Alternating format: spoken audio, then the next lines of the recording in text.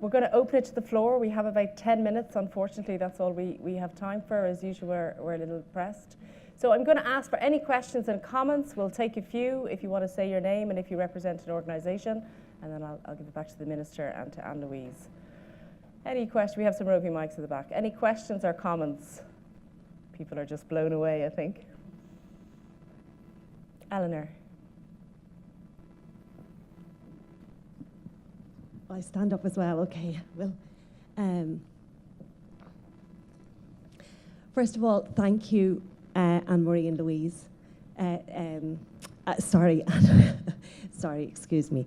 Thank you both so much for everything that you have co-created. I remember when you set up the shanty, I was also in West Hall at that time with Bernardo's, and you were just such pioneers and groundbreakers and inspirations then, and you continue to play that role now. My question stroke observation to you. What, in your view, was the importance of the dialogue that was such an important feature of achieving marriage equality? Both the convention and the strategy that the Yes Equality campaign undertook in what I think was a process that achieved really deep-rooted change in the inner psyche and belief system of Irish society, not just legislative or constitutional change, but something much deeper. And I wonder how you think that might apply to the campaign, the next campaign that's coming up, Repeal the Eighth, and also to a cause that is very close to my and to your heart, child poverty. Thank you. Thanks, Eleanor. Any other questions or comments? Patrick up front, really.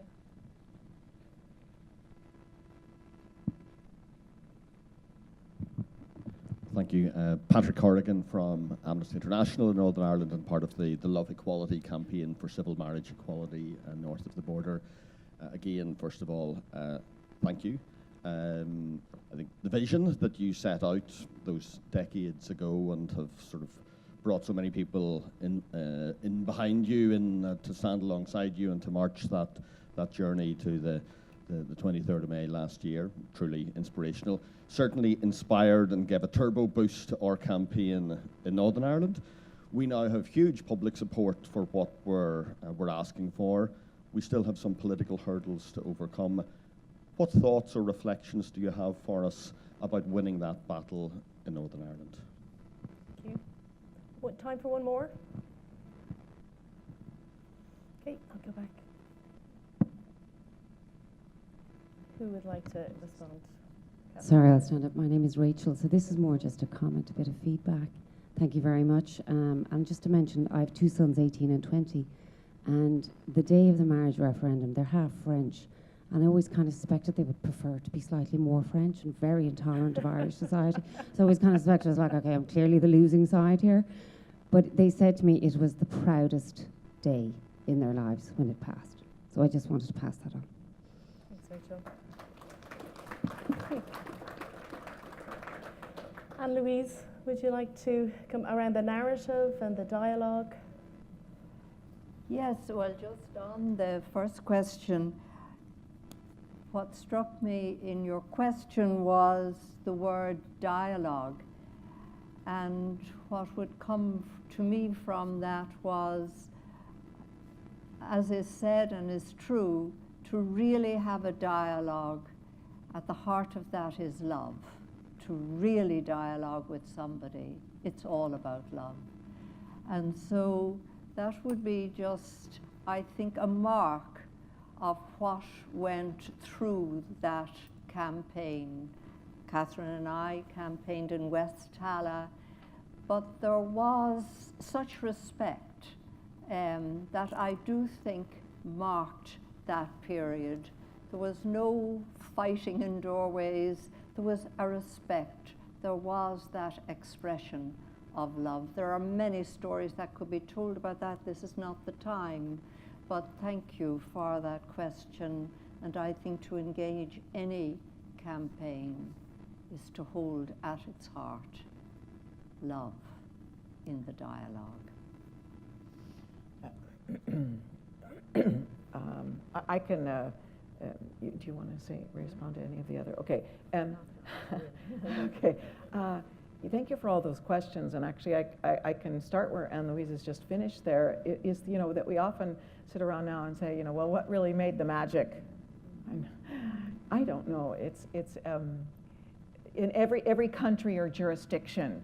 And again, the extraordinary, win in the United States, Evan Wilson over there, father of the movement there, and others, in terms of when you won, and it's different in every jurisdiction, I'm sure. What makes the magic, and how to move it forward, and maybe it is, maybe it isn't. But as Anne-Louise said, for us, it was so rooted in. Well, our own love story, but other people's love stories as well. And that then leads to, I think, as you're describing there, that absolute requirement to maintain respect as best you can, even with your enemies. And the enemies, the toughest enemies, are the ones who are part of the movement that you're working with. You know what I'm talking about? You know? As well as outside, the challenges there. But in order to keep on moving then, in other words, I'm talking obviously about the incredible, fights and arguments, and again, just our pal Evan over there came a few times over to Ireland, and I think for the first time we were in the midst of one of those big arguments within sector. And so what's necessary above all, I think, is to draw on the virtue of resilience, of perseverance, that we never ever lost hope. We always saw that we would get there. We believed that, and I know colleagues who are with us. But in order to maintain that, I suppose, absolute belief that we would achieve it in the end, and that kind of hope, effectively you have to constantly change your strategy. You have to change your strategy. And you have to admit that you were wrong at different times, even though that was certainly, speak for myself, at different points, that was some of the hardest things to do. And you have to find new others to reach out to. So as you're gathering the international setting here, those are some of the newer others. Politicians are integral, though. They're absolutely integral. And again, depending on what your jurisdiction, Northern Ireland, you understand that better than we do in terms of who they are, what are their political ideological roots, how do you call them to come with you by respecting those political ideological roots, I suppose. And again, I'm sure you've talked a lot about, it's really ultimately about, touching hearts as well as minds. But it is that deep respect as well, and to be willing to, especially again with politicians, to be willing to challenge them to change their minds too. And then in changing their minds, what they have to do, this is the other thing, is that it does shift their political ideology a bit. It does, and so they take that, and so we have, if I might say, the Fine Gael party now, and Frances, our Minister for Justice, who you'll meet, and many of you know her already. She would be on the kind of liberal left wing of that party, but she's now able to, I think this is now just a personal observation, but to, stand tall and proud in that. Not that she didn't do before, but in a different way. Every political party has, a movement between left and right, I'm sure. There's, and so it's, I suppose, looking for the allies in relation, to, within those contexts of our politicians to enable that kind of change. But it is a process, yes, of dialogue, as Eleanor asked the question there.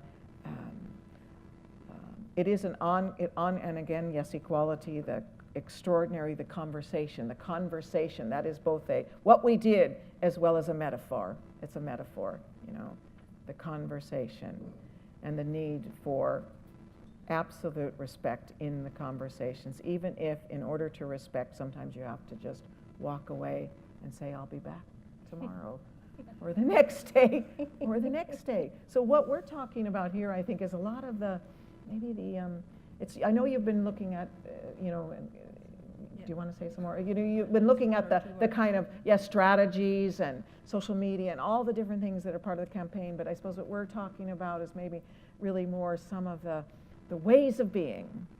Thanks, Minister. And Louise, Well, just very quickly, I think in what Katherine has been saying, I just think always, and I think it applies to both questions, always hold, at least I think the campaign was successful because it held the bottom up and the top down.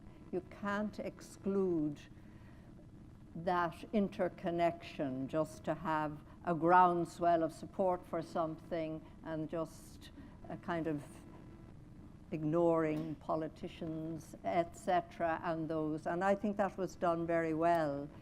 But the other thing I would say, it takes time, and I believe this quite profoundly. There's an old Irish saying, you can't rush the river. And I think to raise consciousness, not only, as we say, does it take that kind of profound respect of the huge diversity, and to mine all the diversity of opinions for the perspectives of truth, but also to give it time. And that, I suppose, is why we both have always believed, and the whole campaign has believed, in the power of education. You don't exclude somebody or people if they have diversity of views. You mine it for the insight, but don't rush the river. Don't presume we're all going to get there tomorrow. We're not. Give it time. And I suppose our own story indicates we gave it a lot of time, and it was all worth it. But always with others, always we attempted a togetherness. Thank you, Anne-Louise. And unfortunately, we have run out of time. So I'm so sorry. I wish we could spend more time, but we can't.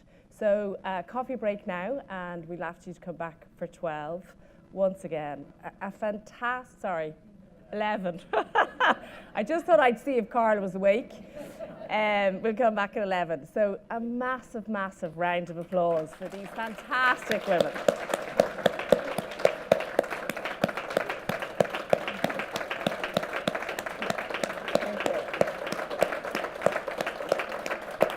Thank you.